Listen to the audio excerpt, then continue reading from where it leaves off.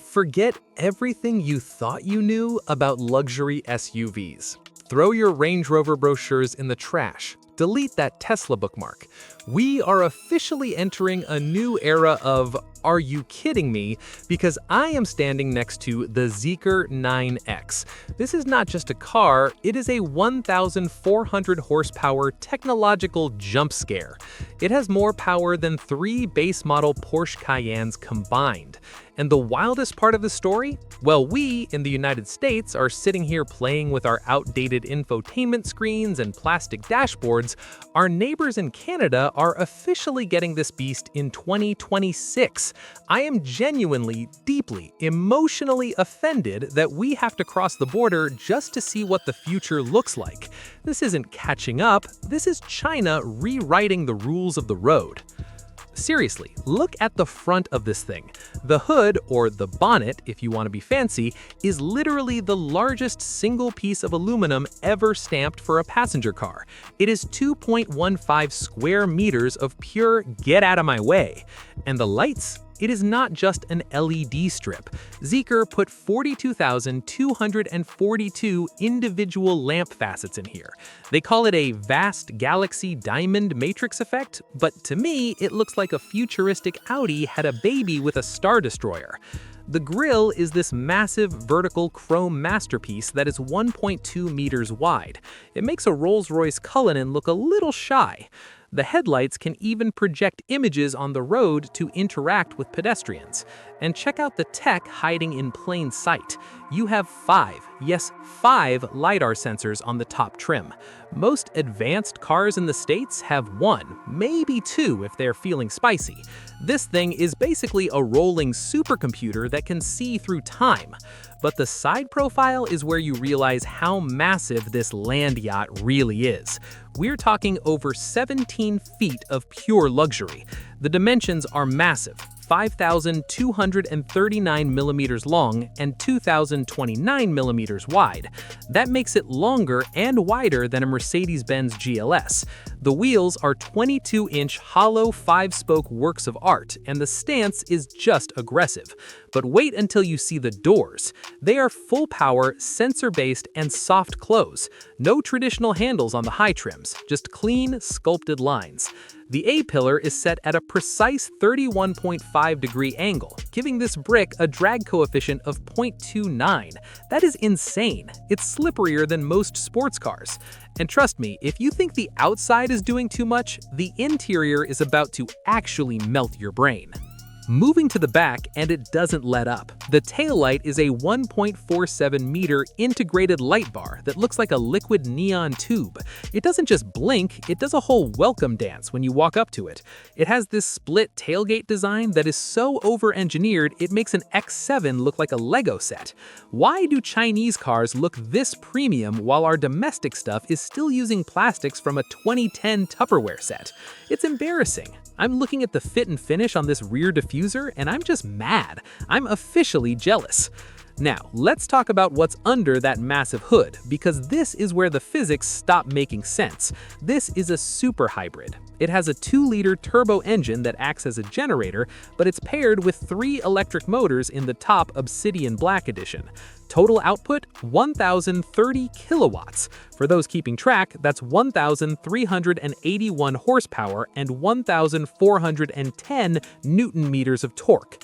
It does 0 to 100 kilometers per hour in 3.1 seconds, in a 3-row SUV that weighs over 3 tons. You could take your kids to soccer practice and accidentally teleport them into next week. And the range? Between the 70 kilowatt-hour battery and the gas tank, you're looking at over 775 miles of total range. You could drive from Toronto to New York City and still have enough juice to find parking. And the charging? This is the part that feels illegal. It uses a 900-volt architecture. If you find a fast charger, it goes from 20% to 80% in 8 minutes and 21 seconds. I can't even order a coffee in 8 minutes. My phone takes longer to charge than this 3-ton tank. It has a 6C charging rate, which is basically industry speak for warp speed. While we're still arguing about NCAS adapters, Zeekr is out here living in the year 3000. Safety-wise, this thing is a literal fortress. 91% of the chassis is high-strength steel and aluminum. They used a 7,200-ton die-casting machine to make the rear end one solid piece. It has submarine-grade 2,000 megapascal steel in the pillars. In a four-way crash test at 105 kilometers per hour, this thing didn't just pass, it embarrassed the standards. It even has this crazy active 48-volt anti-roll bar system. If the car senses an incoming side collision, it can actually lift one side of the body by 80 millimeters in 200 milliseconds. It's basically a Jedi. Okay, now we have to go inside because I'm losing my mind. Step into the Cloud Lounge. First off, the seats. These aren't seats, they're 22-point massage thrones. They're made of bio-based Nappa leather that feels softer than a cloud's whisper. The second row has two zero-gravity captain's chairs that recline so far back you'll forget you're in a car and start looking for a flight attendant. In the Hypertrim, these seats even rotate. You can turn the middle seats around to face the third row for a mobile boardroom meeting, or just to roast your family more effectively. The tech in here is just disrespectful to every other car brand. The main screen setup is a 17.3-inch 3K floating OLED masterpiece. The refresh rate is 90 Hz, so smooth it makes an iPad look laggy. Then you have a 47-inch augmented reality heads-up display that projects navigation lines directly onto the road like a video game. And for the passengers, a 17-inch OLED screen drops from the ceiling with a 3-millisecond response time. But the sound. Oh, the sound. It is a 32-speaker Naim surround system with 3,868 watts of power. There are speakers in the headrests, speakers in the ceiling, speakers probably in the cup holders for all I know. It is not a car, it is a rolling concert hall. And practicality? You could fit a week of Costco regrets in the back even with the third row up. There is an 8.6-liter refrigerator in the center console that can actually keep things at a constant temperature. Not cool, but fridge cold.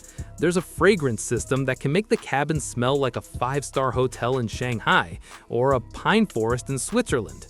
Every surface is soft touch. Every button is crystal or knurled metal.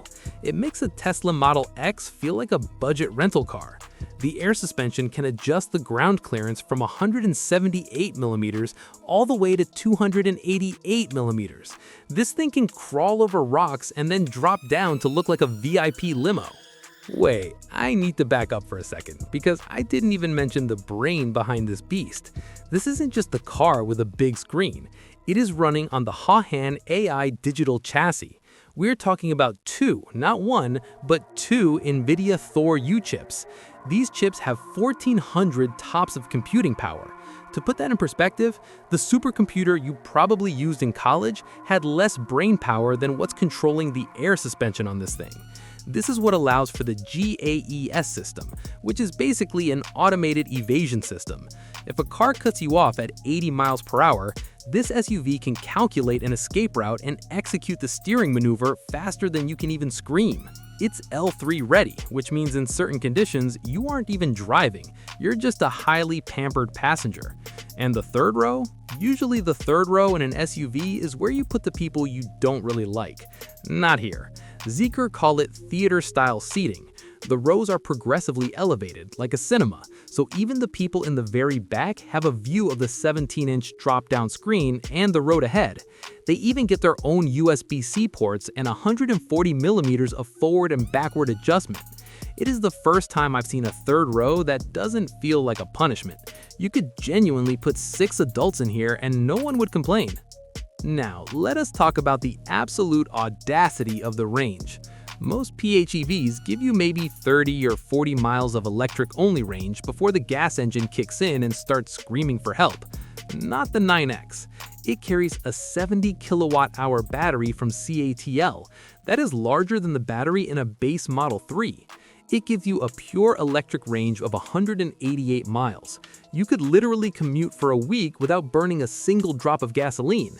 And then when the weekend hits, that 2.0-liter turbo generator kicks in to give you a total range of 775 miles. It solves the EV anxiety problem by just throwing massive amounts of tech at it. But let's get to the part that's going to make you want to riot: the price. In China, the entry-level max trim starts at 455,900 yuan. Do the math, that's roughly 65,000 USD for a car with dual-chamber air suspension and nearly 900 horsepower in the base model. The top-tier Obsidian Black Edition is around $86,000. Even if it doubles in price by the time it hits the Canadian market in 2026, it's still undercutting the Mercedes Maybach GLS and the Range Rover Autobiography by $100,000. It's not just a bargain, it's a heist. Seriously, what are we doing in the States? Why do we get the boring stuff while Canada gets the spaceships? If this car showed up on a lot in Los Angeles today for 80 grand, it would break the internet. It would break the industry. It has the performance of a hypercar, the luxury of a private jet, and the practicality of a minivan. It is hands down the most advanced six-seater SUV ever built. Look at the 4.2 square meters of glass on this thing. The roof alone is a work of art that blocks 99% of UV rays. Even the B-pillar has an integrated screen that tells you the state of charge and if pet mode is on before you even touch the door. It's these tiny details that make me realize how far behind we are. We're still getting excited about wireless CarPlay while they're putting all solid-state LiDAR systems in a family car. It feels like we're bringing a knife to a laser pointer fight. So, here's the real question. Be honest with me in the comments. If you had $80,000 to spend right now, would you buy a base model BMW X7, a loaded Tesla Model X, or would you risk it all for this Zeekr 9X? I think I know my answer, and it involves a lot of 0 to 100 pulls and massage sessions.